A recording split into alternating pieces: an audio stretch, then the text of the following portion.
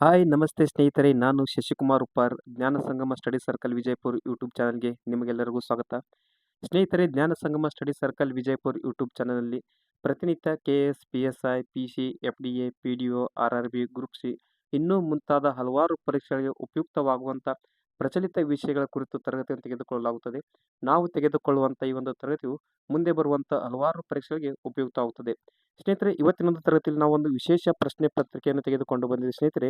ಅದೇನೆಂದರೆ ಸ್ನೇಹಿತರೆ, ಇತ್ತೀಚೆಗೆ 2025 ಜುಲೈ 19ರಂದು ಕೆ ಇಲಾಖೆಯು RRB, SSC, ಬ್ಯಾಂಕಿಂಗ್ ಮತ್ತು ಗ್ರೂಪ್ ಸಿ ಪರೀಕ್ಷೆಗಳ ಉಚಿತ ಪರೀಕ್ಷೆಗೆ ಒಂದು ಪ್ರಶ್ನೆ ಪತ್ರಿಕೆಯನ್ನು ತೆಗೆದುಕೊಂಡಿತ್ತು. ಯಾವುದು? ಕೆ ಇಲಾಖೆಯು RRB, SSC, ಬ್ಯಾಂಕಿಂಗ್ ಮತ್ತು ಗ್ರೂಪ್ ಸಿ ಅಂದರೆ ಪ್ರೀ ಕೋಚಿಂಗ್ ಪರೀಕ್ಷೆಯಲ್ಲಿ ಒಂದು ತೆಗೆದುಕೊಂಡಂಥ ಒಂದು ಪ್ರಶ್ನೆಯನ್ನು ತೆಗೆದುಕೊಂಡು ಬಂದಿದೆ ಸ್ನೇಹಿತರೆ. ಆ ಪ್ರಶ್ನೆಯು ಈ ರೀತಿ ಇದೆ ಸ್ನೇಹಿತರೆ. ಕೆ ಇಲಾಖೆ ನಡೆಸಿದಂಥ ಪ್ರಶ್ನೆ ಈ ರೀತಿ ಇದೆ. ಪ್ರಶ್ನೆ ಏನಂದ್ರೆ ಸ್ನೇಹಿತರೆ, ಹಿಂದೂ ಮಹಾಸಾಗರ ವ್ಯಾಪ್ತಿಯಲ್ಲಿರುವ ಈ ಕೆಳಕಂಡ ಬಂದರುಗಳನ್ನು ಹೊಂದಿಸಿ ಬರೆಯಿರಿ. ಅಂದರೆ ಜಿಯೋಗ್ರಾಫಿಗೆ ಸಂಬಂಧಿಸಿದಂಥ ಒಂದು ಪ್ರಶ್ನೆಯನ್ನು ಕೇಳ್ತದ್ದು, ಹೊಂದಿಸಿ ಬರೆಯಿರಿ ಅಂತ ಕೇಳಿ ಸ್ನೇಹಿತರೆ. ಏನಂದರೆ ಬಂದರಿನ ಹೆಸರು ಮತ್ತು ದೇಶ ಕೊಟ್ಟಿದೆ ಸ್ನೇಹಿತರೆ. ಹೊಂದಿಸಿ ಬರೆಯಿರಿ ಪ್ರಶ್ನೆ ಕೇಳಿದ್ದು. ಒಂದು ಕಡೆ ಬಂದರಿನ ಹೆಸರು, ಇನ್ನೊಂದು ದೇಶ ಅಂತ ಕೊಟ್ಟಿದ್ದಾರೆ ಸ್ನೇಹಿತರೆ. ಈ ರೀತಿ ಇದೆ. ಈ ಕಡೆ ಗ್ವಾದರ್ ಬಂದರ್ ಅಂತ ಕೊಟ್ಟಿದ್ದಾರೆ, ಅದರ ಮುಂದ್ಗಡೆ ಕಿನ್ಯಾ ಅಂತ ಕೊಟ್ಟಿದ್ದಾರೆ. ನೆಕ್ಸ್ಟು ಡೊರಲೆ ಅಂತ ಕೊಟ್ಟಿದ್ದಾರೆ, ಮುಂದ್ಗಡೆ ಶ್ರೀಲಂಕಾ ಅಂತ ಕೊಟ್ಟಿದ್ದಾರೆ. ಅದೇ ರೀತಿಯಾಗಿ ಹಂಬಂತೋಟ ಬಂದರು ಅಂತ ಕೊಟ್ಟಿದ್ದಾರೆ, ಮುಂದೆ ದೇಶದ ಹೆಸರು ಪಾಕಿಸ್ತಾನ ಅಂತ ಕೊಟ್ಟಿದ್ದಾರೆ. ಹಾಗೂ ಲಾಮು ಬಂದರು ಅಂತ ಕೊಟ್ಟಿದ್ದಾರೆ ಮತ್ತು ಬಾಂಗ್ಲಾದೇಶ ಅಂತ ಕೊಟ್ಟಿದ್ದಾರೆ. ಅದೇ ರೀತಿಯಾಗಿ ಪಾಯರ ಬಂದರು ಅಂತ ಕೊಟ್ಟಿದ್ದಾರೆ, ಮುಂದ್ಗಡೆ ಡಿಜಿಬೌಟಿ ಎಂದು ದೇಶ ಕೊಟ್ಟಿದ್ದಾರೆ. ಹಂಗಾದ್ರೆ ಸ್ನೇಹಿತರೆ, ಒಂದು ಕಡೆ ಬಂದರಿನ ಹೆಸರು ಕೊಟ್ಟಿದ್ದಾರೆ, ಅದರ ಮುಂದ್ಗಡೆ ದೇಶ ಕೊಟ್ಟಿದ್ದಾರೆ. ಇವುಗಳನ್ನು ಏನು ಮಾಡಬೇಕಂದ್ರೆ ಹೊಂದಿಸಿ ಬರೆಯುವ ರೂಪದಲ್ಲಿ ಕೇಳಿದಂಥ ಇದೊಂದು ಪ್ರಶ್ನೆ ಆಗಿದೆ. ಮತ್ತೆ ಏನು ಕೊಟ್ಟಿದ್ದಾರೆ ಅಂದರೆ, ಕೆಳಗೆ ನೀಡಲಾದ ಆಯ್ಕೆಯಿಂದ ಸರಿಯಾದ ಉತ್ತರವನ್ನು ಆರಿಸಿ ಎಂದು ಕೇಳಿದ್ದಾರೆ. ಸ್ನೇಹಿತರೆ, ಆಯ್ಕೆಗಳನ್ನು ಈ ರೀತಿ ಕೊಟ್ಟಿದ್ದಾರೆ. ಮೊದಲನೇ ಆಯ್ಕೆ ಏನಿದೆ ಅಂದರೆ A3, B1, C2, D5, E4 ಅಂತಿದೆ. ಅದೇ ರೀತಿಯಾಗಿ ಎರಡನೇ ಆಯ್ಕೆ A3, B4, C2, D1, E4 ಅಂತಿದೆ. ಅದೇ ರೀತಿ ಸ್ನೇಹಿತರೆ, ಮೂರನೇ ಆಯ್ಕೆ A3, B4, C2, D1, E5 ಅಂತಿದೆ.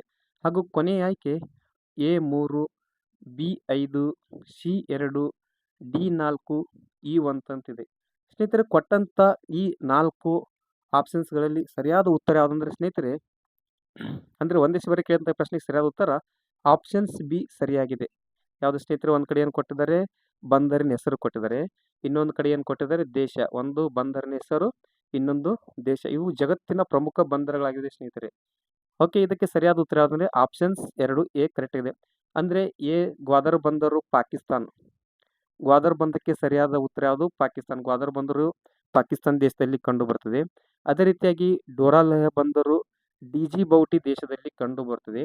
ಅದೇ ರೀತಿಯಾಗಿ ಹಂಬಂತೋಟ ಬಂದರು ಶ್ರೀಲಂಕಾ ದೇಶದಲ್ಲಿ ಕಂಡು ಬರ್ತದೆ ಮತ್ತು ಲಾಮು ಬಂದರು ಕಿನ್ಯಾ ದೇಶದಲ್ಲಿ ಕಂಡು ಬರ್ತದೆ.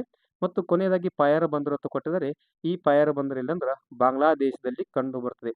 ಸ್ನೇಹಿತರೆ, ಇವು ಪ್ರಪಂಚದ ಅತ್ಯಂತ ಪ್ರಮುಖವಾದ ಬಂದರುಗಳನ್ನು ಏನು ಮಾಡಿದಂದ್ರೆ KE ನಡೆಸಿದ ಗ್ರೂಪ್ ಸಿ RRB ಪರೀಕ್ಷೆ ಅಂತಂದ್ರೆ ಪರೀಕ್ಷೆಯಲ್ಲಿ ಕೇಳಿದಂಥ ಪ್ರಶ್ನೆ ಆಗಿದೆ. ನೋಡಿ ಸ್ನೇಹಿತರೆ, ಪರೀಕ್ಷೆಯಲ್ಲಿ ಯಾವ ರೀತಿ ಪ್ರಶ್ನೆಯನ್ನು ಕೇಳ್ತಾರೆ ಅಂತ ಗೊತ್ತಾಗೋದಿಲ್ಲ. ಅದೇ ರೀತಿಯಾಗಿ ನಾವು ಎಲ್ಲ ಮಾಹಿತಿಗಳನ್ನು ಒಳಗೊಂಡಿರಬೇಕು. ಸ್ನೇಹಿತರೆ, ಈ ಒಂದು ಪ್ರಶ್ನೆಗೆ ಸಂಬಂಧಿಸಿದಂತೆ, ಬಂದರುಗಳಿಗೆ ಸಂಬಂಧಿಸಿದಂತೆ ದೇಶದ ಬಂದರುಗಳು, ಜಗತ್ತಿನ ಬಂದರುಗಳು, ಭಾರತದ ಬಂದರುಗಳು ಮತ್ತು ಕರ್ನಾಟಕದ ಬಂದರುಗಳ ಬಗ್ಗೆ ಪ್ರಮುಖ ಈ ಒಂದು ತರಗತಿಯಲ್ಲಿ ಏನು ಮಾಡೋಣ ಅಂದ್ರೆ ಈ ಬಂದರುಗಳ ಬಗ್ಗೆ ನಾವು ಡಿಸ್ಕಷನ್ ಮಾಡೋಣ. ಓಕೆ ಸ್ನೇಹಿತರೆ, ಮುಖ್ಯವಾಗಿ ನೋಡೋಣ. ಇಲ್ಲಿ ನಾನು ಒಂದು ನಕ್ಷೆ ಚಿತ್ರನ ಹಾಕಿದ್ದೀನಿ ಸ್ನೇಹಿತರೆ. ಅಂದ್ರೆ ಬಂದರುಗಳು ಯಾವ ದೇಶಕ್ಕೆ ಸಂಬಂಧಪಟ್ಟದು. ಸೊ ಅದನ್ನು ಹಾಗೆ ನೋಡೋಣ. ಶ್ರೀಲಂಕಾದಲ್ಲಿ ಹಂಬಂತೋಟ ಬಂದರು ಸ್ನೇಹಿತರೆ, ಪಯಾರ ಬಂದರು ಇಲ್ಲಿ ಕಂಡು ಬರ್ತದೆ. ಅದೇ ರೀತಿಯಾಗಿ ಕರಾಚಿ ಬಂದರಿದೆ ಮತ್ತು ಗ್ವಾದ್ವಾರ್ ಬಂದರಿದೆ ಪಾಕಿಸ್ತಾನದಲ್ಲಿ, ಮತ್ತು ಡೊರಲಿಯಾ ಬಂದರು ಅಂತ ಕೊಟ್ಟಿದ್ದಾರೆ. ಅದೇ ರೀತಿಯಾಗಿ ಇದು ಯಾವುದು? ಮುಂಬಾಸ್ ಪೋರ್ಟ್ ಅಂತಿದೆ, ಲಾಮು ಬಂದರು. ಓಕೆ ಸ್ನೇಹಿತರೆ, ನೆಕ್ಸ್ಟ್ ನೋಡೋಣ. ಸ್ನೇಹಿತರೆ, ಗ್ವಾದಾರ್ ಬಂದರು ಪ್ರಶ್ನೆ ಕೇಳಿದಂಥ ಬಂದರು ಯಾವುದಂದ್ರೆ ಗ್ವಾದಾರ್ ಬಂದರು. ಸ್ನೇಹಿತರೆ, ಗ್ವಾದಾರ್ ಬಂದರು ಪಾಕಿಸ್ತಾನದ ಬಲೂಚಿಸ್ತಾನ ಪ್ರಾಂತ್ಯದ ಗ್ವಾದ್ವಾರ್ನಲ್ಲಿ ಅರೇಬಿಯನ್ ಸಮುದ್ರದಲ್ಲಿ ಕಂಡು ಬರ್ತದೆ. ಈ ಒಂದು ನಕಾಶೆ ಚಿತ್ರದಲ್ಲಿ ನೀವೇನು ಕಾಣಿಸ್ತಾರಲ್ಲ, ಇದು ಪಾಕಿಸ್ತಾನ ದೇಶ. ಪಾಕಿಸ್ತಾನದಲ್ಲಿ ಗ್ವಾದರ್ ಬಂದರು ಪಾಕಿಸ್ತಾನದಲ್ಲಿ ಕಂಡು ಬರುವ ಒಂದು ಪ್ರಮುಖ ಬಂದರ್ ಆಗಿದೆ. ಸ್ನೇಹಿತರದು ಮುಖ್ಯವಾಗಿ ಹೇಳ್ಬೇಕಂದ್ರೆ ಇದು ಪಾಕಿಸ್ತಾನದ ಕಡಲ ಕಾರ್ಯದರ್ಶಿಯ ಆಡಳಿತಾತ್ಮಕ ನಿಯಂತ್ರಣ ಮತ್ತು ಚೀನಾ ಓವರ್ಸೀಸ್ ಪೋರ್ಟ್ ಹೋಲ್ಡಿಂಗ್ ಕಂಪನಿಯ ಕಾರ್ಯಾಚರಣೆ ನಿಯಂತ್ರಣದಲ್ಲಿದೆ. ಯಾವುದು? ಗ್ವಾದ್ವಾರ್ ಬಂದರು ಪಾಕಿಸ್ತಾನದ ಕಡಲ ಕಾರ್ಯದರ್ಶಿ ಆಡಳಿತಾತ್ಮಕ ಕಚೇರಿ ಮತ್ತು ಚೀನಾದ ಓವರ್ಸೀಸ್ ಪೋರ್ಟ್ ಹೋಲ್ಡಿಂಗ್ ಕಂಪನಿಯ ಒಂದು ಕಾರ್ಯಾಚರಣೆ ನಿಯಂತ್ರಣದಲ್ಲಿರುವ ಬಂದರು ಯಾವುದಂದ್ರೆ ಗ್ವಾದಾರ್ ಬಂದರು. ಓಕೆ ಸ್ನೇಹಿತರೆ, ಗ್ವಾದಾರ್ ಬಂದರು ಯಾವ ದೇಶದಲ್ಲಿ ಕಂಡು ಬರುತ್ತದೆ? ಪಾಕಿಸ್ತಾನ ದೇಶದಲ್ಲಿ ಕಂಡು ಬರುತ್ತದೆ. ಇದು ಟರ್ಬತ್ನಿಂದ ನೈಋತ್ಯಕ್ಕೆ ಸುಮಾರು 120 ಕಿಲೋಮೀಟರ್ ಮತ್ತು ಚಾಬಾರ್ ಬಂದರಿಂದ ಪೂರ್ವಕ್ಕೆ 170 ಕಿಲೋಮೀಟರ್ ದೂರದಲ್ಲಿ ಕಂಡು ಬರುತ್ತದೆ. ಯಾವುದು? ಗ್ವಾದಾರ್ ಬಂದರು. ಇಲ್ಲಿದೆಲ್ಲ ಇದು ಚಾಬಾರ್ ಬಂದರು. ಚಾಬಾರ್ ಬಂದರು ಎಲ್ಲಿ ಕಂಡು ಬರ್ತದೆ? ಇರಾನ್ ದೇಶದಲ್ಲಿ ಕಂಡು ಬರುತ್ತದೆ. ಈ ಚಾಬಾರ್ ಬಂದರಿಂದ ಏನಂದ್ರೆ ಸುಮಾರು 170 ಕಿಲೋಮೀಟರ್ ಪೂರ್ವಕ್ಕಿದೆ. ಯಾವುದು? ಗ್ವಾದಾರ್ ಬಂದರು. ಓಕೆ ಸ್ನೇಹಿತರೆ, ಹೇಳಿದಾಗ ಇದನ್ನು ಅರೇಬಿಯನ್ ಸಮುದ್ರ ಇಲ್ಲಿ ಏನು ಕಾಣಿಸ್ತದೆ ಅಲ್ಲ ಇದು, ಇದೆಲ್ಲ ಅರೇಬಿಯನ್ ಸಮುದ್ರದಲ್ಲಿ ಕಂಡು ಬರ್ತದೆ. ಯಾವುದು? ಗ್ವಾದಾರ್ ಬಂದರು. ಸ್ನೇಹಿತರೆ, ಗ್ವಾದಾರ್ ಬಂದರು ಹೆಚ್ಚಿನ ಮಟ್ಟಿಗೆ ಚೀನಾ ದೇಶದ ನಿಯಂತ್ರಣದಲ್ಲಿದೆ. ಅಂದ್ರೆ ಪಾಕಿಸ್ತಾನ ಚೀನಾ ಯಾವಾಗಲೂ ಸ್ನೇಹ ಸಂಬಂಧ ಹೊಂದಿದೆಯಲ್ಲ, ಅದೇ ರೀತಿಯಾಗಿ ಚೀನಾ ಹೆಚ್ಚಿನ ಮಹತ್ವವನ್ನು ಪಾಕಿಸ್ತಾನ ಗ್ವಾದಾರ್ ಬಂದರ ಮೇಲೆ ಪ್ರಭಾವ ಬೀರಿದೆ. ಅಂದ್ರೆ ಇದೆಲ್ಲ ಆಡಳಿತಾತ್ಮಕ ನಡೆಸೋದು ಯಾವುದು? ಚೀನಾ ದೇಶ. ಗ್ವಾದಾರ್ ಬಂದರು China Pakistan economic corridor EPEC ಯೋಜನೆ ಒಂದು ಭಾಗವಾಗಿದೆ. ಗ್ವಾದಾರ್ ಬಂದರು ಯಾವ ಯೋಜನೆ ಭಾಗವಾಗಿದೆ ಅಂದ್ರೆ EPEC ಅಂದ್ರೆ ಚೀನಾ ಪಾಕಿಸ್ತಾನ್ ಎಕನಾಮಿಕ್ ಕಾರಿಡಾರ್. ಗ್ವಾದಾರ್ ಬಂದರಿನ ಅಧಿಕೃತ ಕಾರ್ಯಾಚರಣೆ 2007ರಲ್ಲಿ ಪ್ರಾರಂಭವಾಯಿತು. ಮೊದಲ ಬಾರಿಗೆ ಗ್ವಾದಾರ್ ಬಂದರಿನ ಅಧಿಕೃತ ಕಾರ್ಯಾಚರಣೆ ಪ್ರಾರಂಭವಾಗಿದ್ದು 2007ರಲ್ಲಿ. ಅದೇ ರೀತಿಯಾಗಿ ಗ್ವಾದಾರ್ ಬಂದರು ಹಾರ್ಮುಜ್ ಜಲಸಂಧಿ ಸಮೀಪದಲ್ಲಿ ಕಂಡು ಬರುತ್ತದೆ. ಹಾಗಾದ್ರೆ ಸ್ನೇಹಿತರೆ, ಗ್ವಾದಾರ್ ಬಂದರು ಯಾವ ಜಲಸಂಧಿಯ ಸಮೀಪದಲ್ಲಿ ಕಂಡು ಬರ್ತದೆ ಅಂದ್ರೆ ಹಾರ್ಮುಜ ಜಲಸಂಧಿ. ಸ್ನೇಹಿತರೆ, ಹಾರ್ಮುಜ್ ಜಲಸಂಧಿ ಅತ್ಯಂತ ಪ್ರಮುಖವಾಗಿದೆ. ಸ್ನೇಹಿತರೆ, ಮುಂದೆ ಬರುವಂತಹ ಪರೀಕ್ಷೆಗಳಲ್ಲಿ ಕೇಳಬಹುದಂತ ಒಂದು ಪ್ರಶ್ನೆ, ಹಾರ್ಮುಜ್ ಜಲಸಂಧಿ ಯಾವ ದೇಶಗಳನ್ನು ಒಳಗೊಂಡಿದೆ ಎಂದು ಕೇಳಬಹುದು. ಓಕೆ ಸ್ನೇಹಿತರೆ, ಗ್ವಾದಾರ್ ಬಂದರದ ಯಾವ ಸಮುದ್ರ ಆಗಿದೆ ಅಂದ್ರೆ ಇದೊಂದು ವಿಶೇಷತೆಯುಳ್ಳ ಆಳ ಸಮುದ್ರದ ಬಂದರು ಆಗಿದೆ. ಓಕೆ ಸ್ನೇಹಿತರೆ, ಅದೇ ರೀತಿಯಾಗಿ ನಾವು ಹಾರ್ಮುಜ್ ಜಲಸಂಧಿ ಬಗ್ಗೆ ಸ್ವಲ್ಪ ನೋಡೋಣ. ಹಾರ್ಮುಜ್ ಜಲಸಂಧಿಯು ಹಾದು ಹೋಗುವ ಪ್ರಮುಖ ದೇಶಗಳು. ಸ್ನೇಹಿತರೆ, ಹಾರ್ಮುಜ್ ಜಲಸಂಧಿ ಯಾವ ದೇಶಗಳ ಮೂಲಕ ಹಾದು ಹೋಗುತ್ತಂದ್ರೆ ಮೊದಲನೇದಾಗಿ ಇರಾಕ, ಕುವೈತ, ಕತಾರ, UAE ಮತ್ತು ಸೌದಿ ಅರೇಬಿಯಾ. ಈ 5 ದೇಶಗಳ ಮೂಲಕ ಹಾರ್ಮುಜ್ ಜಲಸಂಧಿ ಹಾದು ಹೋಗುತ್ತದೆ. ಸ್ನೇಹಿತರೆ, ಮುಂದೆ ಬರುವಂತಹ ಪರೀಕ್ಷೆಗಳಲ್ಲಿ ಕೇಳಬಹುದು, ಈ ಕೆಳಗಿನ ಯಾವ ದೇಶದ ಮೂಲಕ ಹಾರ್ಮುಜ್ ಜಲಸಂಧಿ ಹಾದು ಹೋಗುವುದಿಲ್ಲ ಎಂದು ಪ್ರಶ್ನೆ ಕೇಳಬಹುದು. ಅದೇ ರೀತಿ ಸ್ನೇಹಿತರೆ, ನಾವು ಹಾರ್ಮುಜ್ ಜಲಸಂಧಿ ಹಾದು ಹೋಗುವ ಪ್ರಮುಖ ದೇಶಗಳು ನೋಡೋಣ. ಒಂದು ಇರಾಕ, ಕುವೈತ, ಕತಾರ, UAE, ಸೌದಿ ಅರೇಬಿಯಾ. ಸ್ನೇಹಿತರೆ, ನಾನು ಇಲ್ಲಿಂದ ಹಾರ್ಮುಜ್ ಜಲಸಂಧಿ ಒಂದು ಏನಂದ್ರೆ ಮ್ಯಾಪ್ ಹಾಕಿದ್ದೇನೆ, ಒಂದು ಚಿತ್ರ ಹಾಕಿದರೆ ಸ್ಟೇಟ್ ಆಫ್ ಹಾರ್ಮುಜ್. ಓಕೆ ಸ್ನೇಹಿತರೆ, ಹಾರ್ಮುಜ್ ಜಲಸಂಧಿಯಲ್ಲಿ ಮುಖ್ಯವಾಗಿ ಇಲ್ಲಿ ಮ್ಯಾಪ್ ನೋಡಬಹುದು. ಒಂದು ಇರಾಕ್ ದೇಶ, ಅದೇ ರೀತಿಯಾಗಿ ಇಲ್ಲಿ ಕುವೈತ, ನೆಕ್ಸ್ಟ್ ಬರೋದು ಸೌದಿ ಅರೇಬಿಯಾ. ಇದೇನಿಲ್ಲ ಸ್ನೇಹಿತರೆ, ಈ ತರ ಏನಂದ್ರೆ ಹಾರ್ಮುಜ್ ಜಲಸಂಧಿ ಹಾದು ಹೋಗುತ್ತದೆ. ಈ ಭಾಗದಲ್ಲಿ ಏನಿದೆಲ್ಲ ಇದು ಹಾರ್ಮುಜ್ ಜಲಸಂಧಿ. ಸ್ನೇಹಿತರೆ, ಈ ತರ ಹಾರ್ಮುಜ್ ಜಲಸಂಧಿ ಹಾದು ಹೋಗುತ್ತದೆ. ಓಕೆ ಸ್ನೇಹಿತರೆ, ಮೊದಲನೇದಾಗಿ ಇರಾಕ್ ಮೂಲಕ ಹಾದು ಹೋಗುತ್ತದೆ. ಆನಂತರ ಕುವೈತ ಮೂಲಕ ಹಾದು ಹೋಗುತ್ತದೆ. ನೆಕ್ಸ್ಟ್ ಬರೋದು ಕತಾರ್ ಮೂಲಕ. ನೆಕ್ಸ್ಟ್ ಸೌದಿ ಅರೇಬಿಯಾ, ಇದೇನಿದೆ ಸೌದಿ ಅರೇಬಿಯಾ ಭಾಗ. ಆನಂತರ UAE. ಈ 5 ದೇಶಗಳನ್ನು ಏನಂದ್ರ ಹಾರ್ಮುಜ್ ಜಲಸಂಧಿಯು ಹಾದು ಹೋಗುತ್ತದೆ. ಓಕೆ ಸ್ನೇಹಿತರೆ, ಇದೇನು ಕಾಣಿಸ್ತದೆ ಇದು ಗ್ವಾದಾರ್ ಬಂದರಿನ ಒಂದು ಪ್ರಮುಖ ಚಿತ್ರಗಳನ್ನು ನಾನು ಹಾಕಿದ್ದೇನೆ. ಇವೆಲ್ಲ ಗ್ವಾದಾರ್ ಬಂದರ್ನ ಪೋರ್ಟ್ಗಳಾಗಿವೆ ಸ್ನೇಹಿತರೆ. ಇದು ಗ್ವಾದಾರ್ ಬಂದರು ಈ ರೀತಿ ಇದೆ. ಇದೆಲ್ಲಿ ಪಾಕಿಸ್ತಾನದಲ್ಲಿ ಕಂಡು ಬರುತ್ತದೆ. ಒಂದು ಒಳ್ಳೆ ಉದ್ದೇಶದಿಂದ ಈ ಚಿತ್ರವನ್ನು ಹಾಕಿದ್ದೇನೆ, ಗಮನದಲ್ಲಿ ಇಟ್ಟುಕೊಳ್ಳಿ ಸ್ನೇಹಿತರೆ. ಓಕೆ, ಮುಂದೆ ಬರೋದು ಯಾವ್ದಂದ್ರ ಪ್ರಮುಖವಾದ ಇನ್ನೊಂದು ಬಂದರು ಕೇಳಿದಂತ ಪ್ರಶ್ನೆಯಲ್ಲಿ ಬಂದರು ಯಾವ್ದಂದ್ರೆ ಡೋರ್ಲೆಹಾ ಬಂದರು. ಯಾವ ಸ್ನೇಹಿತರೆ? ಡೋರ್ಲೆಹಾ ಬಂದರು. ಮುಖ್ಯವಾಗಿ ಡೋರ್ಲೆಹಾ ಬಂದರು ಆಫ್ರಿಕಾದ ಜಿಬುಟಿ ದೇಶದಲ್ಲಿ ಕಂಡುಬರುವ ಪ್ರಮುಖ ಸಮುದ್ರ ಬಂದರಾಗಿದೆ. ಯಾವುದು? ಡೋರ್ಲೆಹಾ ಬಂದರು ಆಫ್ರಿಕಾದ ಜಿಬುಟಿ ದೇಶದಲ್ಲಿ ಕಂಡುಬರುವ ಒಂದು ಪ್ರಮುಖ ಸಮುದ್ರ ಬಂದರಾಗಿದೆ. ನೀವು ಇಲ್ಲಿ ಏನ್ ಕಾಣ್ತಿದ್ದೀರಲ್ಲ, ಇದು ಆಫ್ರಿಕಾ ಖಂಡದ ಒಂದು ಮ್ಯಾಪ್ ಆಗಿದೆ. ಯಾವ ಸ್ನೇಹಿತರೆ? ಇದು ಆಫ್ರಿಕಾ ಖಂಡದ ಮ್ಯಾಪ್ ಆಗಿದೆ. ಆಫ್ರಿಕಾ ಖಂಡ ಸುಮಾರು ಹಲವಾರು ದೇಶಗಳು ಹೊಂದಿದೆ. ಅದರಲ್ಲಿ ಈಜಿಪ್ಟ್ ಬರ್ಬೋದು, ಅಲ್ಜೇರಿಯಾ, ನೈಜೇರಿಯಾ ಇವೆಲ್ಲ ಪ್ರಮುಖ ಆಫ್ರಿಕಾದ ಅನೇಕ ಪ್ರಮುಖ ಮಹತ್ವದ ದೇಶಗಳ ಸ್ನೇಹಿತರೆ. ಅದರಲ್ಲಿ ಒಂದು ಮುಖ್ಯವಾದ ದೇಶ ಅಂದ್ರೆ ಡಿಜಿಬೌಟಿ. ಆಫ್ರಿಕಾ ಖಂಡದ ಈ ಭಾಗದಲ್ಲಿ ಇಥಿಯೋಪಿಯಾದ ಹತ್ರ ಏನು ಕಂಡು ಬರ್ತಲ್ಲ, ಇದು ಡಿಜಿಬೌಟಿ. ಈ ಡಿಜಿಬೌಟಿ ಅಂದ್ರ ಡೋರ್ಲೆಹಾ ಬಂದರು ಕಂಡು ಬರುತ್ತದೆ. ಹಾಗಾದ್ರೆ ಸ್ನೇಹಿತರೆ, ಡೋರ್ಲೆಹಾ ಬಂದರು ಯಾವ ದೇಶದಲ್ಲಿ ಕಂಡು ಬರುತ್ತದೆ? ಆಫ್ರಿಕಾ ಖಂಡದ ಜಿಬುಟಿ ದೇಶದಲ್ಲಿ ಕಂಡು ಬರುತ್ತದೆ. ಇದು ಮುಖ್ಯವಾಗಿ ಕೆಂಪು ಸಮುದ್ರದ ದಕ್ಷಿಣ ಭಾಗದ ಪ್ರಮುಖ ಪ್ರವೇಶ ಬಿಂದುವಾಗಿದೆ. ಈ ಪ್ರದೇಶದಲ್ಲಿ ಏನು ಕಾಣಿಸ್ತಾ ಇಲ್ಲ ಸ್ನೇಹಿತರೆ, ಇದು ರೆಡ್ ಸಿ. ಇಲ್ಲಿ ಏನು ಕಾಣಿಸ್ತಿದೆಯಲ್ಲ, ಇದು ರೆಡ್ ಸಿ. ಇದು ಅಂದ್ರೆ ಡಿಜಿಬುಟಿ ಬಂದ್ರೆ ಏನಂದ್ರ, ಡೋರ್ಲೆಹಾ ಬಂದ್ರೆ ಏನಂದ್ರ ಕೆಂಪು ಸಮುದ್ರದ ದಕ್ಷಿಣ ಭಾಗದ ಒಂದು ಪ್ರಮುಖ ಪ್ರವೇಶ ಬಿಂದುವಾಗಿದೆ. ಆಫ್ರಿಕಾದ ಪೂರ್ವ ಭಾಗದ ವ್ಯಾಪಾರ ಸಾಗಣೆ ಮತ್ತು ಲಾಜಿಸ್ಟಿಕ್ ಚಟುವಟಿಕೆಗಳ ಪ್ರಮುಖ ಕೇಂದ್ರವಾಗಿದೆ. ಯಾವುದು? ಡೋರ್ಲೇಹ ಬಂದರು. ಮುಖ್ಯವಾಗಿ ಈ ಬಂದರನ್ನು 2009ರಲ್ಲಿ ಉದ್ಘಾಟಿಸಲಾಯಿತು. ಈ ಬಂದರು ಪ್ರಮುಖವಾಗಿ ಕಂಟೈನರ್ ಮತ್ತು ಬಹು ಉದ್ದೇಶ ಸರಕು ಸಾಗಣೆ ಮಾಡುತ್ತದೆ.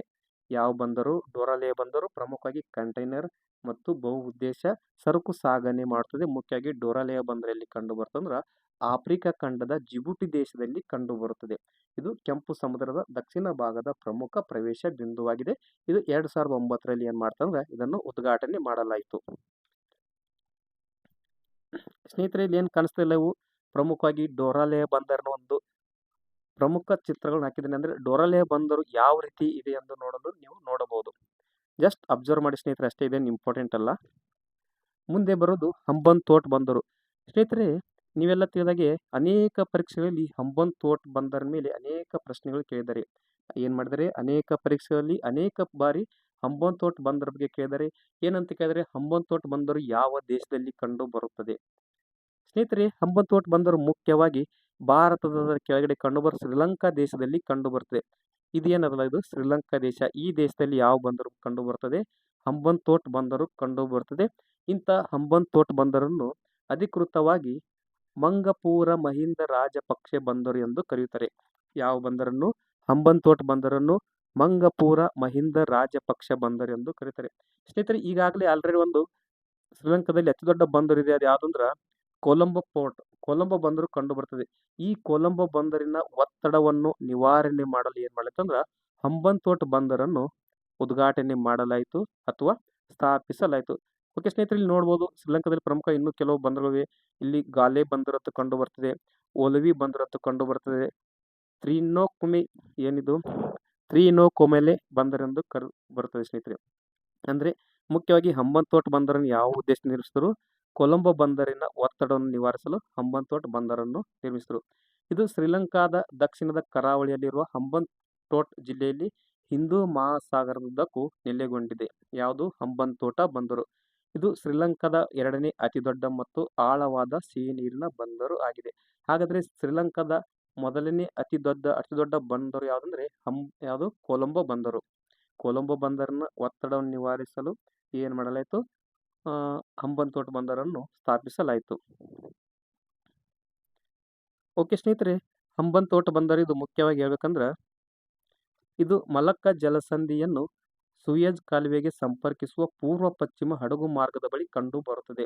ಯಾವುದು? ಹಂಬನ್-ತೋಟ ಬಂದರು ಮಲಕ್ಕಾ ಜಲಸಂಧಿಯನ್ನು ಸೂಯೆಜ್ ಕಾಲುವೆಗೆ ಸಂಪರ್ಕಿಸುವ ಪೂರ್ವ ಪಶ್ಚಿಮ ಹಡಗು ಮಾರ್ಗದ ಬಳಿ ಕಂಡು ಬರ್ತದೆ. ಈ ಬಂದರು ಚೀನಾದ ಬೆಲ್ಟ್ ಅಂಡ್ ರೋಡ್ ಇನಿಷಿಯೇಟಿವ್ ಮತ್ತು ಹಿಂದೂ ಮಹಾಸಾಗರ ಪ್ರದೇಶದ ಕಾರ್ಯತಂತ್ರದ ಚಲನಶೀಲತೆಯ ಕುರಿತು ಚರ್ಚೆಗಳಲ್ಲಿ ಕೇಂದ್ರ ಬಿಂದುವಾಗಿಯೂ ಜಾಗತಿಕ ಗಮನ ಸೆಳೆದಿದೆ. ಇದು ಕೂಡ ಚೀನಾದ ಪ್ರಭಾವ ಹೊಂದಿದೆ ಸ್ನೇಹಿತರೆ. ಇದು ಚೀನಾದ ಬೆಲ್ಟ್ ಅಂಡ್ ರೋಡ್ ಇನಿಷಿಯೇಟಿವ್ ಮತ್ತು ಹಿಂದೂ ಮಹಾಸಾಗರ ಪ್ರದೇಶದ ಕಾರ್ಯತಂತ್ರದ ಚಲನಶೀಲತೆಯ ಕುರಿತು ಚರ್ಚೆಗಳಲ್ಲಿ ಕೇಂದ್ರ ಬಿಂದುವಾಗಿಯೂ ಜಾಗತಿಕವಾಗಿ ಒಂದು ಗಮನ ಸೆಳೆದಿತ್ತು. ಯಾವುದು? ಹಂಬನ್-ತೋಟ ಬಂದರು. ಹಂಬನ್-ತೋಟ ಬಂದರು ಎಲ್ಲಿ ಕಂಡು ಬರ್ತದೆ? ಶ್ರೀಲಂಕಾ ದೇಶದಲ್ಲಿ ಕಂಡು ಬರ್ತದೆ. ಓಕೆ ಸ್ನೇಹಿತರೆ, ಈ ಒಂದು 4 ಚಿತ್ರಗಳು ಏನಿದೆಯಲ್ಲ, ಇದು ಹಂಬನ್-ತೋಟದ ಬಂದರ ಒಂದು ವೀಕ್ಷಣೆ ಚಿತ್ರವಾಗಿದೆ ಸ್ನೇಹಿತರೆ. ಮುಖ್ಯವಾಗಿ ನೀವು ಗಮನದಲ್ಲಿ ಇಟ್ಟುಕೊಳ್ಳಿ, ಹಂಬನ್-ತೋಟ ಬಂದರು ಯಾವ ರೀತಿ ಇದೆ ಎಂಬುದು ನೀವು ಇಲ್ಲೇ ಕೂತ್ಕೊಂಡು ತಿಳಿದುಕೊಳ್ಳಬಹುದು. ಈ ರೀತಿ ಒಂದು ಹಂಬನ್-ತೋಟ ಬಂದರು ಕಂಡು ಬರ್ತದೆ. ಓಕೆ ಸ್ನೇಹಿತರೆ, ಇನ್ನೊಂದು ಪ್ರಮುಖವಾದ ಆಫ್ರಿಕಾ ಖಂಡದಲ್ಲಿ ಕಂಡು ಬರುವಂತ ಮತ್ತೊಂದು ಪ್ರಮುಖವಾದ ಬಂದರು ಯಾವುದಂದ್ರೆ ಲಾಮು ಬಂದರು. ಯಾವುದು ಸ್ನೇಹಿತರೆ? ಲಾಮು ಬಂದರು. ಸ್ನೇಹಿತರೆ, ಮುಖ್ಯವಾಗಿ ಲಾಮು ಬಂದರು ದಕ್ಷಿಣ ಸುಡಾನ್ ಇಥಿಯೋಪಿಯಾ ಸಾರಿಗೆ ಕಾರಿಡಾರ್ ಯೋಜನೆಯಾಗಿದೆ. ಯಾವುದು? ಲಾಮು ಬಂದರು ದಕ್ಷಿಣ ಸುಡಾನ್ ಇಥಿಯೋಪಿಯಾ ಸಾರಿಗೆ ಕಾರಿಡಾರ್ ಯೋಜನೆಯಾಗಿದೆ. LAPSSCT ಲ್ಯಾಪ್ಸೆಟ್ ಆಗಿದ್ದು ಇದು ಆಫ್ರಿಕಾದ ಕಿನ್ಯಾದಲ್ಲಿ ಕಂಡು ಬರುತ್ತದೆ.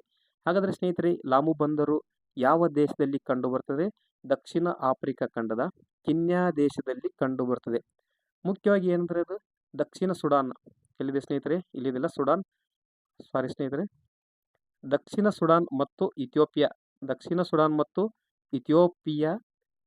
ಇಥಿಯೋಪಿಯಾ ಸಾರಿಗೆ ಕಾರಿಡಾರ್ ಯೋಜನೆಯಾಗಿದೆ. ಲ್ಯಾಪ್ಸೆಟ್ ಕಾರಿಡಾರ್, LAPSSCT ಕಾರಿಡಾರ್ ಅಂದ್ರೆ Lamu port South Sudan Ethiopia transport corridor. Okay ಸ್ನೇಹಿತರೆ, ಲಾಮು ಬಂದರು ಯಾವ ದೇಶದಲ್ಲಿ ಕಂಡು ಬರ್ತದೆ? ದಕ್ಷಿಣ ಆಫ್ರಿಕಾ ಖಂಡದ ಕಿನ್ಯಾ ದೇಶದಲ್ಲಿ ಕಂಡು ಬರ್ತದೆ ಎಂದು ಹೇಳಬಹುದು. ಸ್ನೇಹಿತರೆ, ಇನ್ನೊಂದು ಪ್ರಮುಖವಾದ ಬಂದರು ಅಂದ್ರೆ ಪಾಯರ್ ಬಂದರು ಅಥವಾ ಪೇರಾ ಬಂದರು. ಯಾವುದು? ಪಾಯರ್ ಬಂದರು ಅಥವಾ ಪೇಯಾರ್ ಬಂದರು. ಹಾಗಾದ್ರೆ ಸ್ನೇಹಿತರೆ ಈ ಪಾಯರ್ ಬಂದರು ಯಾವ ದೇಶದಲ್ಲಿ ಕಂಡು ಬರ್ತದೆ ಅಂದ್ರೆ ಬಾಂಗ್ಲಾದೇಶದಲ್ಲಿ ಕಂಡು ಬರುವಂತ ಒಂದು ಬಂದರು ಯಾವ್ದಾದ್ರೆ ಪಾಯರ್ ಬಂದರು ಅಥವಾ ಪೇರಾ ಬಂದರು. ಸ್ನೇಹಿತರೆ ಇಲ್ಲಿ ನೀವೇನು ಕಾಣಿಸ್ತಿದ್ರಲ್ಲ ಈ ಚಿತ್ರ, ಈ ನಕಾಶೆಯು ಬಾಂಗ್ಲಾದೇಶದ ಒಂದು ನಕಾಶೆಯಾಗಿದೆ. ಯಾವ್ದು ಇದೇನು ಸಂಪೂರ್ಣ ನಾನು ಚಿತ್ರ ಹಾಕಿದಿನಲ್ಲ, ಇದು ಬಾಂಗ್ಲಾದೇಶದ ನಕಾಶೆ ಆಗಿದ್ದು ಪೇರಾ ಅಥವಾ ಪಾಯರ್ ಬಂದರು ಬಾಂಗ್ಲಾದೇಶದಲ್ಲಿ ಇಲ್ಲಿ ಕಂಡು ಬರ್ತದೆ. ಇದು ಬಂಗಾಳ ಕೊಲ್ಲಿಯ ತೀರದಲ್ಲಿರುವ ಪಾಯರ್ ಬಂದರು ಬಾಂಗ್ಲಾದೇಶದ ಬಾರಿಸಲ್ ವಿಭಾಗದ ಪಟುವಾಖಾಲಿ ಜಿಲ್ಲೆಯ ಕಲಾಪರದಲ್ಲಿ ಕಂಡು ಬರುತ್ತದೆ. ಯಾವುದು ಪಾಯರ್ ಬಂದರು ಬಾಂಗ್ಲಾದೇಶದ ಬಾರಿಸಲ್ ವಿಭಾಗದ ಪಟುವಾಖಾಲಿ ಜಿಲ್ಲೆಯ ಕಲಾಪರದಲ್ಲಿ ಕಂಡು ಬರುತ್ತದೆ. ಇದನ್ನು ಮುಖ್ಯವಾಗಿ 2016ರಲ್ಲಿ ಉದ್ಘಾಟಿಸಲಾಯಿತು.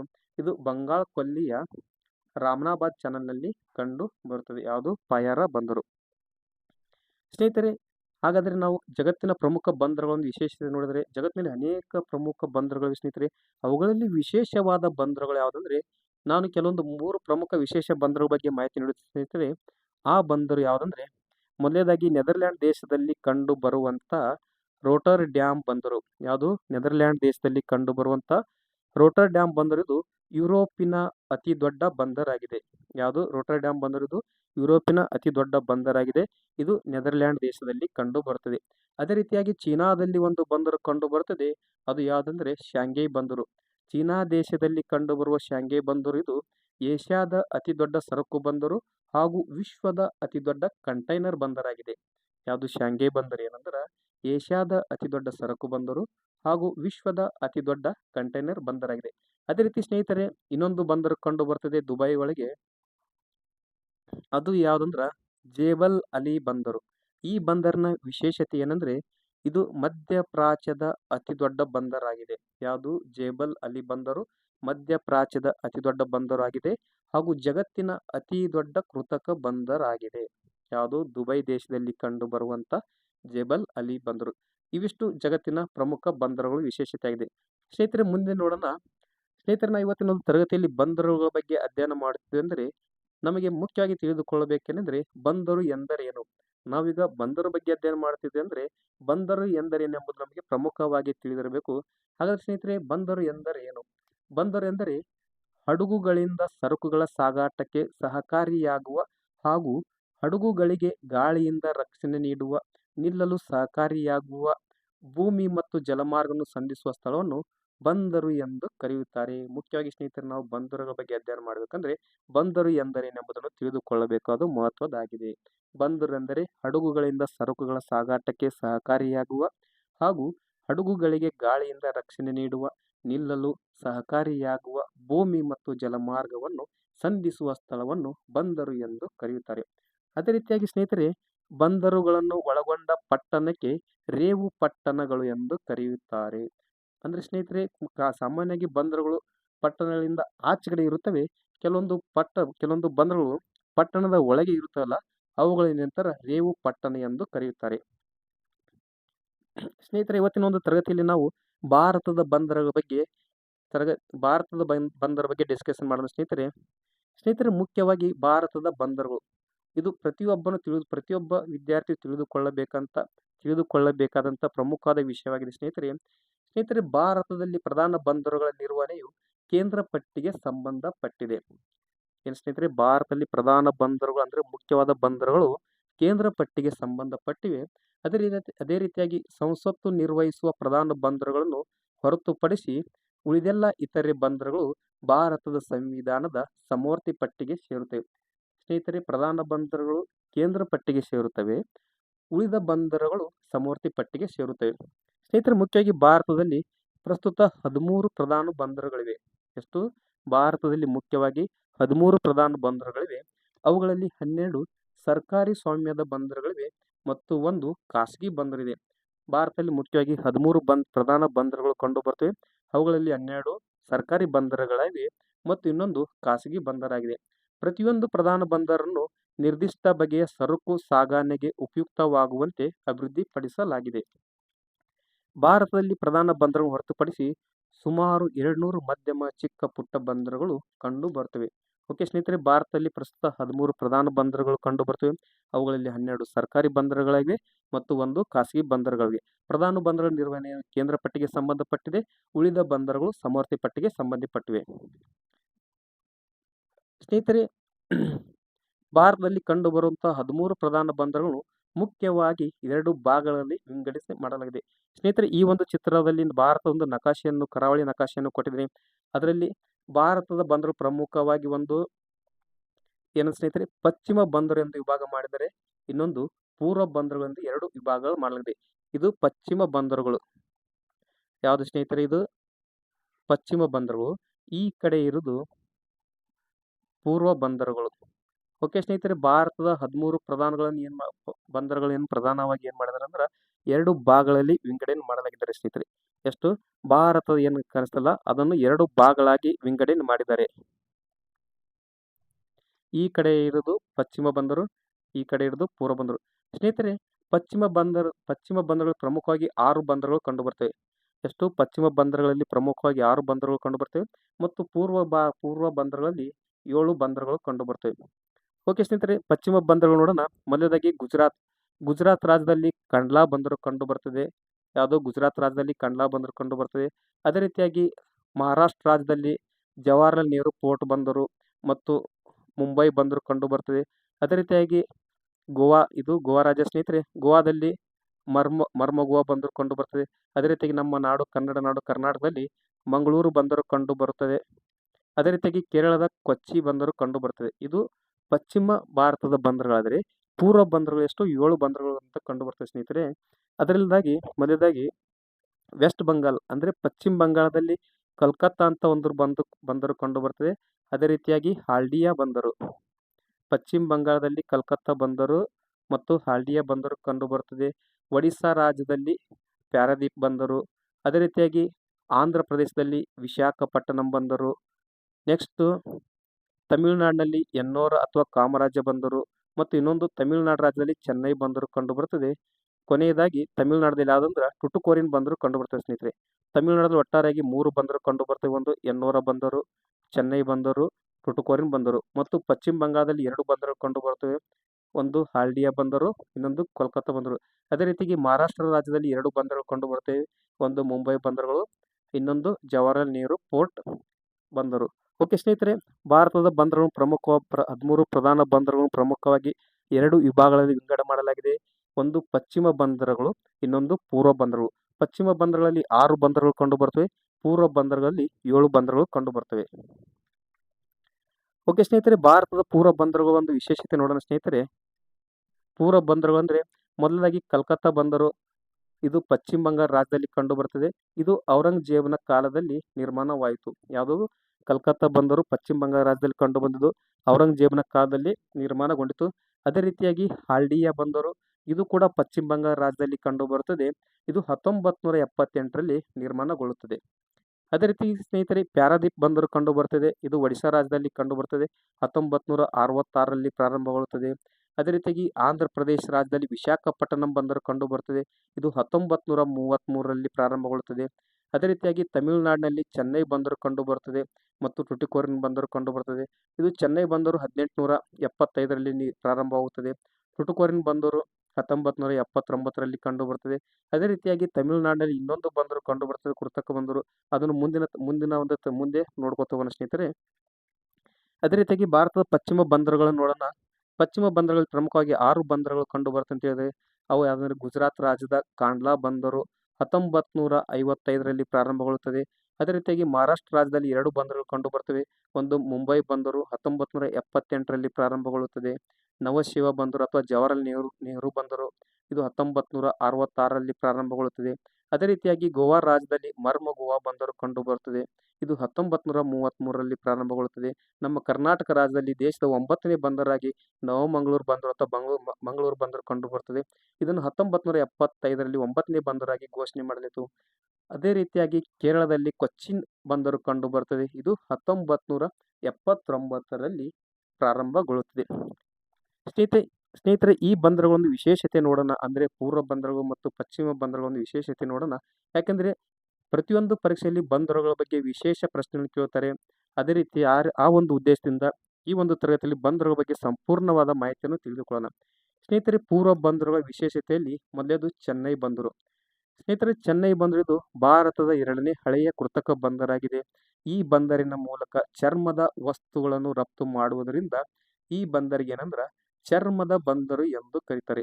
ಹಾಗಾದ್ರೆ ಸ್ನೇಹಿತರೆ, ಈ ಕೆಳಗಿನ ಯಾವ ಬಂದರನ್ನು ಚರ್ಮದ ಬಂದರು ಎಂದು ಕರೀತಾರೆ ಅಂದ್ರೆ ಚೆನ್ನೈ ಬಂದರು. ಚೆನ್ನೈ ಬಂದರನ್ನು ಚರ್ಮದ ಬಂದರು ಎಂದು ಕರೀತಾರೆ. 1983ರಲ್ಲಿ ದೇಶದ ಮೊದಲ ಕಂಟೈನರ್ ಟರ್ಮಿನಲ್ ಚೆನ್ನೈ ಬಂದರಿನಲ್ಲಿ ಪ್ರಾರಂಭಗೊಂಡಿತು.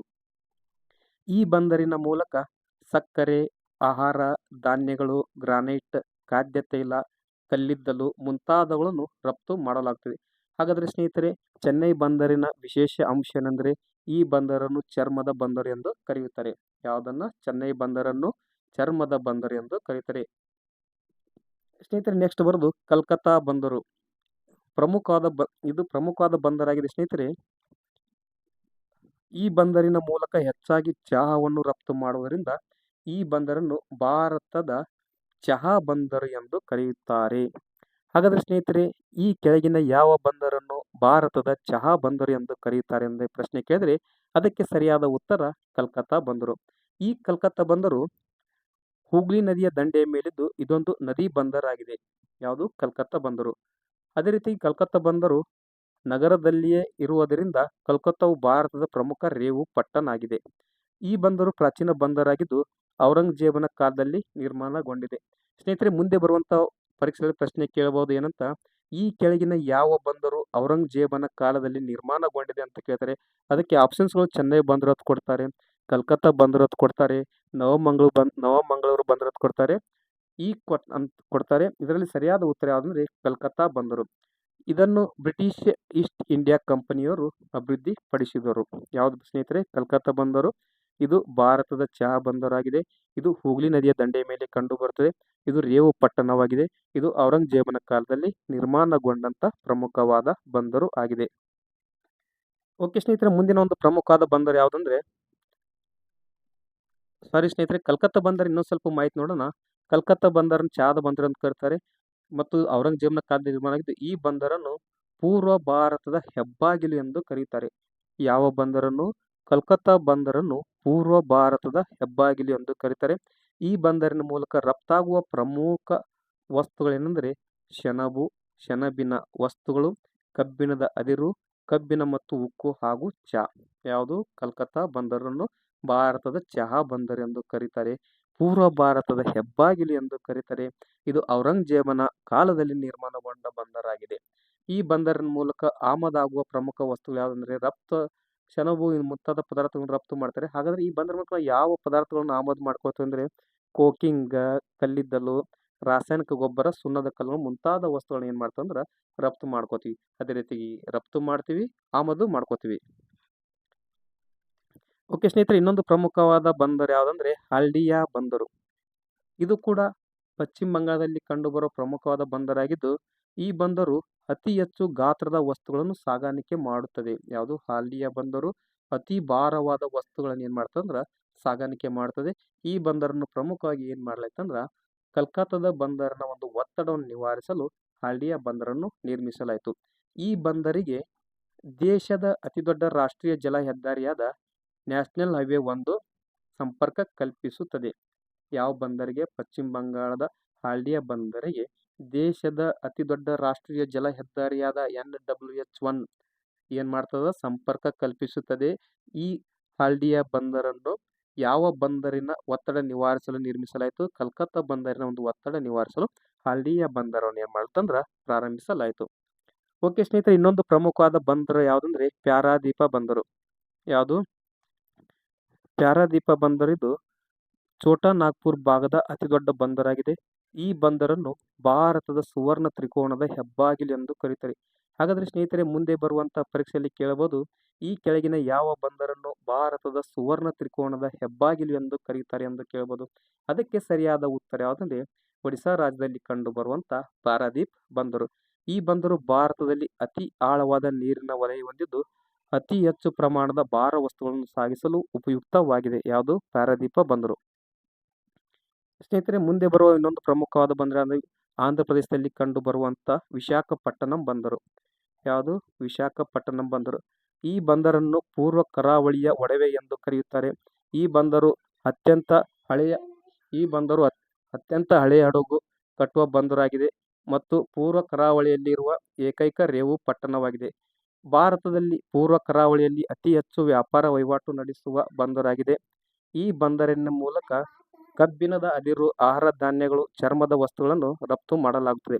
ಯಾವುದು ಸ್ನೇಹಿತರೆ? ವಿಶಾಖಪಟ್ಟಣಂ ಬಂದರು. ಈ ಬಂದರನ್ನು ಪೂರ್ವ ಕರಾವಳಿಯ ಒಡವೆ ಎಂದು ಕರೆಯುತ್ತಾರೆ. ಈ ಬಂದರು ಅತ್ಯಂತ ಹಳೆಯ ಹಡಗು ಕಟ್ಟುವ ಬಂದರಾಗಿದೆ ಮತ್ತು ಪೂರ್ವ ಕರಾವಳಿಯಲ್ಲಿರುವ ಏಕೈಕ ರೇವು ಪಟ್ಟಣವಾಗಿದೆ. ಅದೇ ರೀತಿಯಾಗಿ ಇದು ಭಾರತದಲ್ಲಿ ಪೂರ್ವ ಕರಾವಳಿಯಲ್ಲಿ ಅತಿ ಹೆಚ್ಚು ವ್ಯಾಪಾರ ವಹಿವಾಟು ನಡೆಸುವ ಬಂದರಾಗಿದೆ. ಈ ಬಂದರಿನ ಮೂಲಕ ಕಬ್ಬಿಣದ ಅದಿರು, ಆಹಾರ ಧಾನ್ಯಗಳು, ಚರ್ಮದ ವಸ್ತುಗಳನ್ನು ರಫ್ತು ಮಾಡಲಾಗುತ್ತದೆ. ಓಕೆ ಸ್ನೇಹಿತರೆ, ನೆಕ್ಸ್ಟ್ ಬರುವ ಇನ್ನೊಂದು ಪ್ರಮುಖವಾದ ಬಂದರು ಯಾವುದಂದ್ರೆ ಟುಟುಕೋರಿಯನ್ ಬಂದರು. ಯಾವುದು? ಟುಟುಕೋರಿಯನ್ ಬಂದರು. ಸ್ನೇಹಿತರೆ, ಟುಟುಕೋರಿಯನ್ ಬಂದರು ಇದೊಂದು ಕೃತಕ ಬಂದರಾಗಿದ್ದು ಪೂರ್ವ ಕರಾವಳಿಯಲ್ಲಿನ ಅತಿ ದಕ್ಷಿಣಕ್ಕಿರುವ ಪ್ರಧಾನ ಬಂದರು ಆಗಿದೆ. ಯಾವುದು? ಟುಟುಕೋರಿಯನ್ ಬಂದರು ಇದು ಕೃತಕ ಬಂದರಾಗಿದ್ದು ಪೂರ್ವ ಕರಾವಳಿಯಲ್ಲಿನ ಅತಿ ದಕ್ಷಿಣಕ್ಕಿರುವ ಪ್ರಧಾನ ಬಂದರಾಗಿದೆ. ಈ ಬಂದರು ಅತಿ ಹೆಚ್ಚಿನ ಹಿನ್ನಾಡನ್ನು ಹೊಂದಿದ್ದು ಬಂದರು ಅಭಿವೃದ್ಧಿಗೆ ಸಹಕಾರಿಯಾಗಲಿದೆ. ಈ ಬಂದರಿನಲ್ಲಿ ಅತ್ಯಂತ ಹೆಚ್ಚಾಗಿ ಹವಳ ಮತ್ತು ಮುತ್ತುಗಳನ್ನು ಸಮುದ್ರದ ಉತ್ಪನ್ನಗಳನ್ನು ರಫ್ತು ಮಾಡಲಾಗುತ್ತದೆ. ಓಕೆ ಸ್ನೇಹಿತರೆ, ಇಷ್ಟೊತ್ತು ನಾವು ಪೂರ್ವ ಬಂದರ ಬಗ್ಗೆ ಅಧ್ಯಯನ ಮಾಡಿದ್ವಿ. ಈಗ ಪಶ್ಚಿಮ ಭಾಗದ ಬಂದರ ಬಗ್ಗೆ ನೋಡೋಣ. ಅದರಲ್ಲಿ ಮುಖ್ಯವಾಗಿ ಕಾಂಡ್ಲಾ ಬಂದರು ಇದು ಗುಜರಾತ್ ರಾಜ್ಯದಲ್ಲಿ ಕಂಡು ಬರುತ್ತದೆ. ಈ ಬಂದರು ಮೊದಲ ಪಂಚವಾರ್ಷಿಕ ಯೋಜನೆಯಲ್ಲಿ ಪ್ರಾರಂಭವಾಯಿತು. ಇದನ್ನು ಹೊಸ ಸಹಸ್ರಮಾನದ ಬಂದರು ಎಂದು ಕರೆಯುತ್ತಾರೆ. ಈ ಬಂದರಿನಿಂದ ಅತಿ ಹೆಚ್ಚಾಗಿ ಸೌದಿ ಅರೇಬಿಯಾ ದೇಶಕ್ಕೆ ಬಾಸುಮತಿ ಅಕ್ಕಿಯನ್ನು ರಫ್ತು ಮಾಡಲಾಗುತ್ತದೆ. ಯಾವ ಬಂದರಿಂದ? ಕಾಂಡ್ಲಾ ಬಂದರಿನಿಂದ ಅತಿ ಹೆಚ್ಚಾಗಿ ಸೌದಿ ಅರೇಬಿಯಾ ದೇಶಕ್ಕೆ ಬಾಸುಮತಿ ಅಕ್ಕಿಯನ್ನು ರಫ್ತು ಮಾಡಲಾಗುತ್ತದೆ ಮತ್ತು ಸೌದಿ ಅರೇಬಿಯಾದಿಂದ ಪೆಟ್ರೋಲಿಯಂ ಅನ್ನು ಆಮದು ಮಾಡಿಕೊಳ್ಳಲಾಗುತ್ತದೆ. ಕಾಂಡ್ಲಾ ಬಂದರನ್ನು ಪಂಡಿತ್ ದೀನ್ ದಯಾಳ್ ಉಪಾಧ್ಯಾಯ ಬಂದರು ಎಂದು ನಾಮಕರಣ ಮಾಡಲಾಗಿದೆ. ಇನ್ನು ಸ್ನೇಹಿತರೆ, ಕಾಂಡ್ಲಾ ಬಂದರನ್ನು ಪಂಡಿತ್ ದೀನ್ ದಯಾಳ್ ಉಪಾಧ್ಯಾಯ ಬಂದರು ಎಂದು ಮರುನಾಮಕರಣ ಮಾಡಲಾಗಿದೆ. ಓಕೆ ಸ್ನೇಹಿತರೆ, ಮುಂದಿನ ಒಂದು ಬಂದರು ನೋಡೋಣ. ಕಾಂಡ್ಲಾ ಬಂದರು ಮುಖ್ಯವಾಗಿ ಏನಂದ್ರೆ ಉಬ್ಬರ ಇಳಿತದ ಬಂದರು ಎಂದು ಕರೆಯುತ್ತಾರೆ. ಯಾವುದು? ಕಾಂಡ್ಲಾ ಬಂದರನ್ನು ಉಬ್ಬರ ಇಳಿತದ ಬಂದರು ಎಂದು ಕರೀತಾರೆ. ಅದೇ ರೀತಿಯಾಗಿ ಮುಂಬೈ ಬಂದರು ಕಂಡು ಬರುತ್ತದೆ. ಮುಂಬೈ ಬಂದರು ಭಾರತದ ಅತಿ ದೊಡ್ಡ ಮತ್ತು ವಿಶಾಲವಾದ ಬಂದರು ಆಗಿರುವುದರಿಂದ ಇದನ್ನು ಭಾರತದ ಹೆಬ್ಬಾಗಿಲು ಮತ್ತು ಭಾರತದ ಒಡವೆ ಎಂದು ಕರೀತಾರೆ. ಯಾವುದನ್ನು? ಮುಂಬೈ ಬಂದರನ್ನು ಭಾರತದ ಅತಿ ದೊಡ್ಡ ಮತ್ತು ವಿಶಾಲವಾದ ಬಂದರು ಆಗಿರೋದ್ರಿಂದ ಇದನ್ನು ಭಾರತದ ಹೆಬ್ಬಾಗಿಲು ಮತ್ತು ಭಾರತದ ಒಡವೆ ಎಂದು ಕರೀತಾರೆ. ಮತ್ತು ಇದು ಸ್ವಾಭಾವಿಕ ಬಂದರು ಆಗಿದೆ. ಈ ಬಂದರು ಕೊಂಕಣಿ ತೀರದಲ್ಲಿ ಕಂಡುಬರುವ ಅತಿ ದೊಡ್ಡ ಬಂದರಾಗಿದೆ ಮತ್ತು ಈ ಬಂದರು 3 ಹಡಗು ಕಟ್ಟೆಗಳು ಹೊಂದಿದೆ. ಅವುಗಳೆಂದರೆ ಇಂದಿರಾ, ಪ್ರಿನ್ಸಸ್ ಮತ್ತು ವಿಕ್ಟೋರಿಯಾ. ಓಕೆ ಸ್ನೇಹಿತರೆ, ಮುಂದಿನ ತರಗತಿಯಲ್ಲಿ ನಾವು ಮತ್ತೆ ನೋಡೋಣ. ಉಳಿದ ಭಾಗವನ್ನು ಮುಂದಿನ ತರಗತಿಯಲ್ಲಿ ನೋಡೋಣ ಸ್ನೇಹಿತರೆ. ಇವತ್ತಿನ ಒಂದು ತರಗತಿಯನ್ನು ಇಲ್ಲಿಗೆ ಮುಗಿಸ್ತಾ ಇದ್ದೇನೆ. ಇದರ 2ನೇ ಭಾಗವನ್ನು ಮುಂದಿನ ತರಗತಿಯಲ್ಲಿ ಅಧ್ಯಯನ ಮಾಡೋಣ ಸ್ನೇಹಿತರೆ. ಈ ಒಂದು ತರಗತಿಯಲ್ಲಿ ಭಾಗವಹಿಸಿದಂಥ ಎಲ್ಲರಿಗೂ ಧನ್ಯವಾದ ಸ್ನೇಹಿತರೆ. ಮುಂದಿನ ತರಗತಿಯಲ್ಲಿ ಮತ್ತೆ ಸಿಗೋಣ.